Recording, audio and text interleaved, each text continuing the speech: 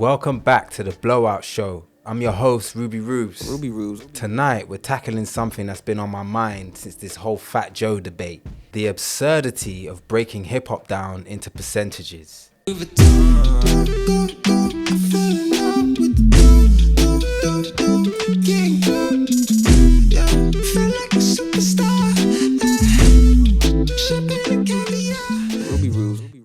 Fat Joe claimed that hip-hop was 50% black, 50% Latino. But if we're going to play that game, then where does it stop?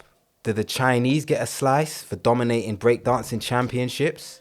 What about Europeans who have elevated graffiti into fine art? Hip-hop isn't a pie chart, but let's break this all down and see how ridiculous this argument gets. RUBYREUBS. Here's the thing, hip-hop isn't a math equation. It's a culture, a movement, born out of struggle and creativity. Trying to divide it into percentages completely misses the point.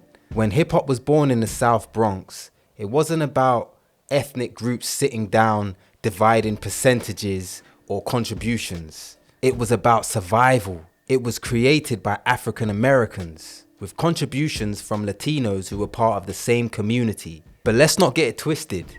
Hip-hop's roots are black.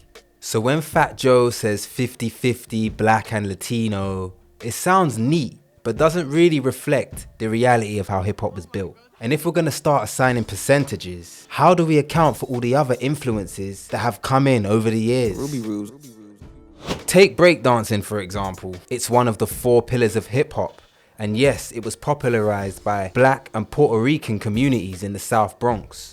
But today, the Chinese have taken breakdancing to a whole new level. They dominate international competitions, showcasing a level of skill and innovation that's mind-blowing. So if Latinos get 50% credit for hip-hop, does that mean that the Chinese get a slice of that for advancing breakdancing? What? Bro, what are you talking about, man? And if so, how much of the Latinos' 50% are we going to give away? You see how absurd this gets. The reality is that hip-hop has evolved beyond its origins. That doesn't erase where it came from, but it does show how silly it is to assign percentages to a culture that's grown so much.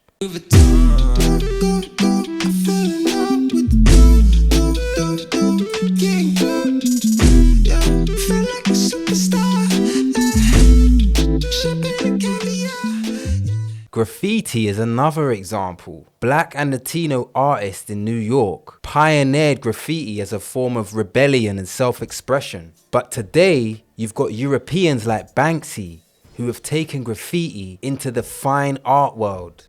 Does that mean Europe get a percentage of hip-hop too? And what about African artists blending hip-hop with Afrobeats? That's one of the fastest growing genres in the world right now. So do we now carve out a piece of the pie for Nigeria? The truth is, hip-hop has always been about evolution and collaboration. Breaking it down into percentages not only oversimplifies it, but also undermines its power as a global force. Hip-hop isn't about slicing up the pie. It's about making the pie bigger for everyone. The main reason that percentages don't work is because hip-hop isn't a zero-sum game. Giving credit to one group doesn't take that credit away from another group. Hip-hop started as a black art form, that's a fact.